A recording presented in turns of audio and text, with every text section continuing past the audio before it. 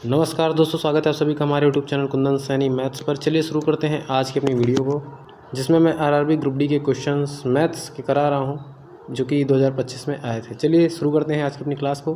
लेकिन उससे पहले अगर आप हमारे चैनल पर पहली बार आए हैं तो चैनल को सब्सक्राइब करना बिल्कुल ना भूलें। शुरू करते हैं आज की अपनी वीडियो को। पहला क्वेश्चन है 6.5, 10.6, 19.7 और ए का औसत 12 है तो ए का मान कितना है। कैसे करेंगे? देखिए, सबका औसत 12 दिया हुआ है। क्या करेंगे? सबको जोड़ लेंगे। तो 5 में 6 11, 11 7 18, 8 आ गया। हासिल 1, 6 6 10 16, 16 19 हो गया। 35, 35 में 1 जोड़ देंगे तो 36, तो 36.8 हो गया। उसी में ए और ऐड कर देंगे तो ओवरऑल कितना है? औसत है 12, तो 12 को 1 2 3 4 चार संख्याओं से मल्टीप्लाई कर देंगे तो 48 हो जाएगा। ए की वैल्यू यहाँ से कितनी आ जाएगी? 48 में से 36 घटाएंगे तो 12, लेकिन 0.8 और घटाना है तो 11.2। Option number B is the correct answer for this question. चलिए अगले क्वेश्चन की तरफ बढ़ते हैं। ये है दूसरा क्वेश्चन आज का।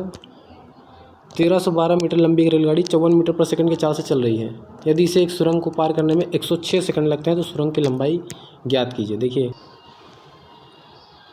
तो कैसे करेंगे?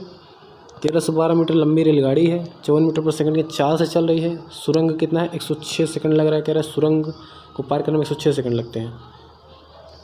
तो 106 सेकंड क्यों लग रहा है? सुरंग की लंबाई और ट्रेन की लंबाई दोनों मिला के, यानी L + 1312 और कितने चाल से 54 मीटर पर सेकंड। बस इसी को सॉल्व करना है। कैसे करेंगे? देखिए, 54 का मल्टीप्लाई इधर करेंगे 106 में, कितना आ जाएगा?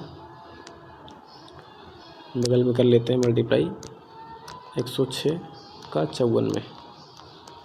6 चौक 24, 2 आ जाएगा। 6 पंचे 30, 2 32, 3 आ जाएगा। 4 में 3 जोड़ेंगे 7 और 5, 5724 आ गया। तो 5724 यहाँ पे आ गया और इस साइड है L + 1312। तो 1312 57 24 में से जाएगा तो कितना आएगा? 4412। एल की वैल्यू कितनी आ गई? 4412। और ये हमसे पूछा भी था। तो option number A is the correct answer for this question, जो कि लेंथ है मीटर में है। और किसकी लेंथ है? ये सुरंग की।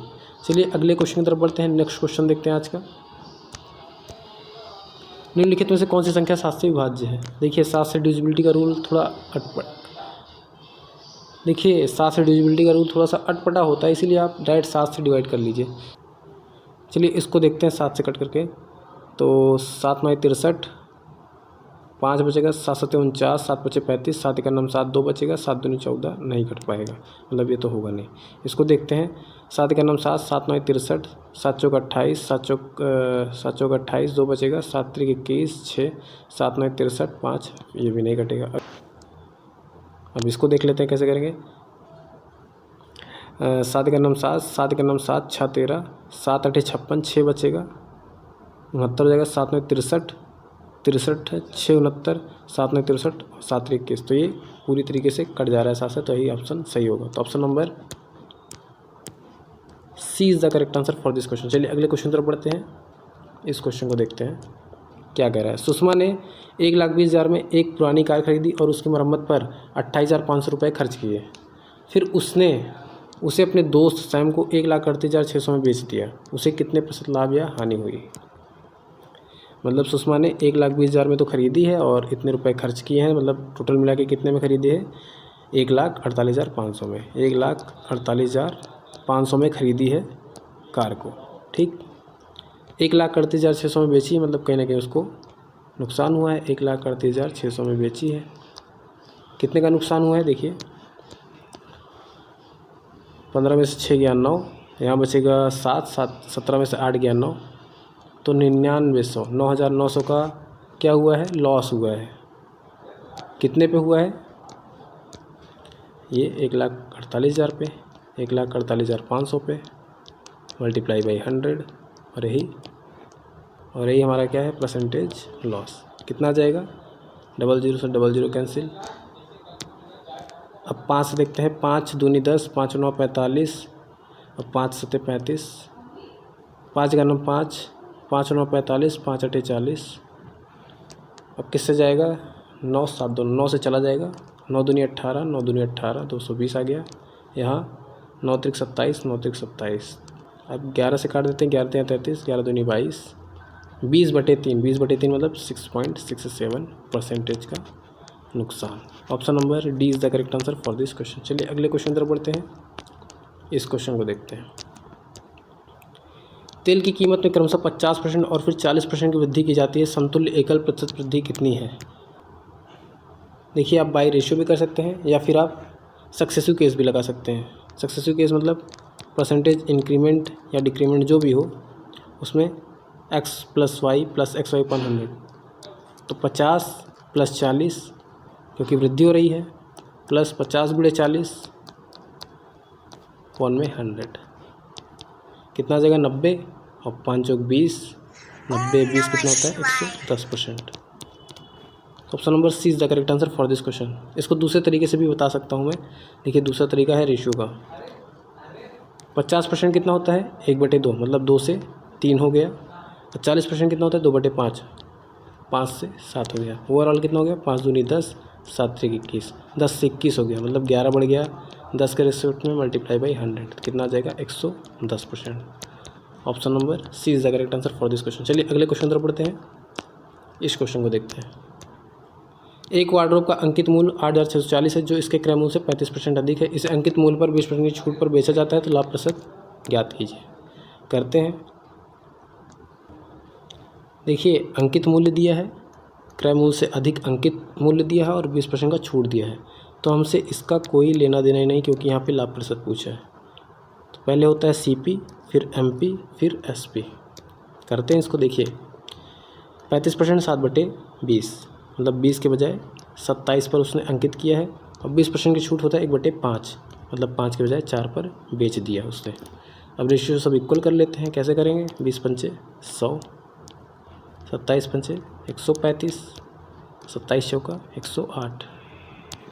हमसे पूछा है प्रॉफिट कितना हो रहा है? देखिए, 100 से 108 में बेच रहा है मतलब 8 का प्रॉफिट हो रहा है।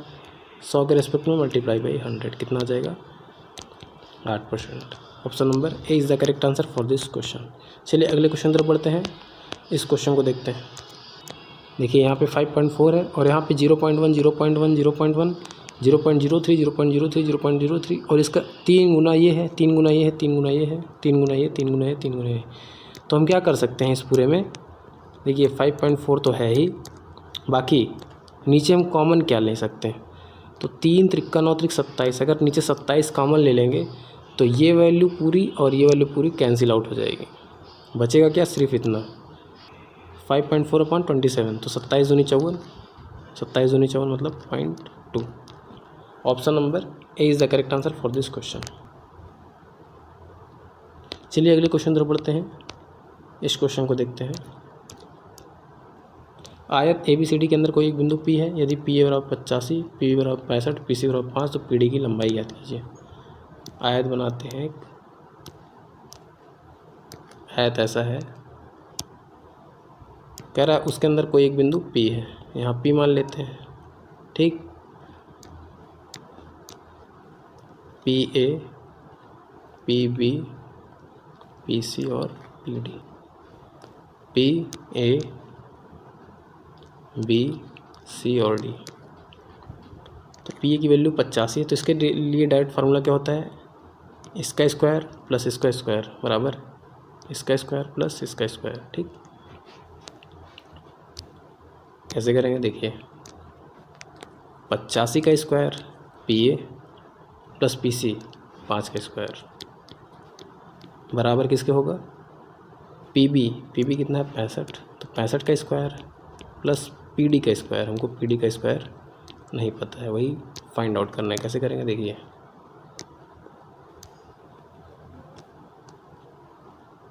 85 का स्क्वायर कितना होता है? देखिए, इसका एक अगला वाला नंबर 9 होता है, 8 के बाद 9 होता है, तो 9 8 9 72 और 25 लिख दीजिए। 5 का तो 25 ही होता है।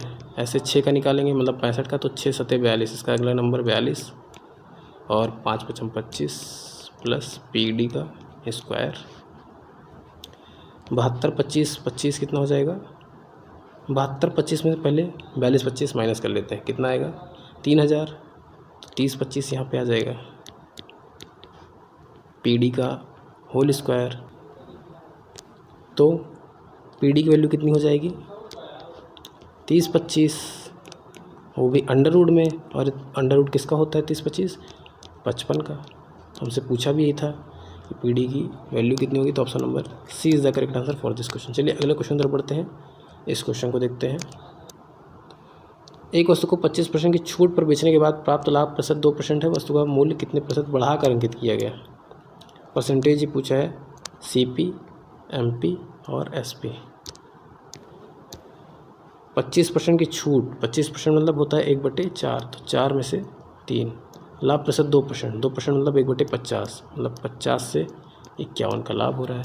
रेशियो क्या कर लेते हैं, सभी का इक्वल कर लेते हैं। कैसे करेंगे? यहाँ पे किसी का मल्टीप्लाई नहीं करते, मतलब एक का ही रहने देते हैं, और यहाँ पे 17 का मल्टीप्लाई कर देते हैं, तो 17 चौका 68 हो जाएगा। ये 50 का 50 ही रहेगा, और ये कितना हो जाएगा? 51।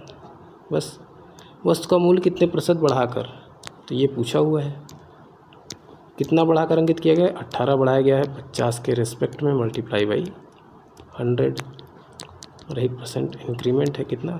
50 दूनी 100, 18 दूनी 36%। तो option number B is the correct answer. Next question देखते हैं आज का, जो कि अंतिम क्वेश्चन भी है। नव्या और भव्या एक घर को क्रमशः 40 दिन और 60 दिन में पेंट कर सकती हैं। यदि वे भव्या से शुरुआत करते हुए एकांतर दिनों पर काम करें तो दोनों मिलकर उस घर को कितने दिन में पेंट कर सकते हैं? देखिए क्वेश्चन अच्छा है, स्टार मार्क कर लीजिए, क्योंकि यहाँ पे एकांतर दिन दे दिया है। करेंगे कैसे, देखिए। नव्या है, भव्या है। नव्या 40 दिन में और भव्या 60 दिन में। ओवरऑल हम निकाल लेते हैं क्या? LCM कितना आ जाएगा? 120। इफ़िशियंसी कितनी आ जाएगी? नव्या की 3, भव्या की कितनी आ जाएगी? 2। अब देखिए, यदि वे भव्या से शुरुआत करते हुए, भव्या से मतलब कि इससे स्टार्ट हुआ है काम, फिर ये ऐसे चल रहा है, तो भव्या कितना काम करती है? 2, नव्या 3, फिर ऐसे भव्या 2 नव्या 3, तो मतलब 2 दिन में 5 काम हुए हैं। 2 दिन में हमको करना कितना काम है? 120 काम। कैसे हो जाएगा? 24 से अगर मल्टीप्लाई कर दें तो हो जाएगा, तो 24 पंचे 120 हो जाएगा, 24 दूनी 48।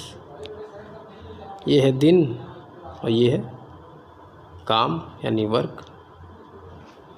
तो 24 पंचे 120 काम कंप्लीट हो जाएगा कितने दिनों में? 24 दूनी 48 दिनों में।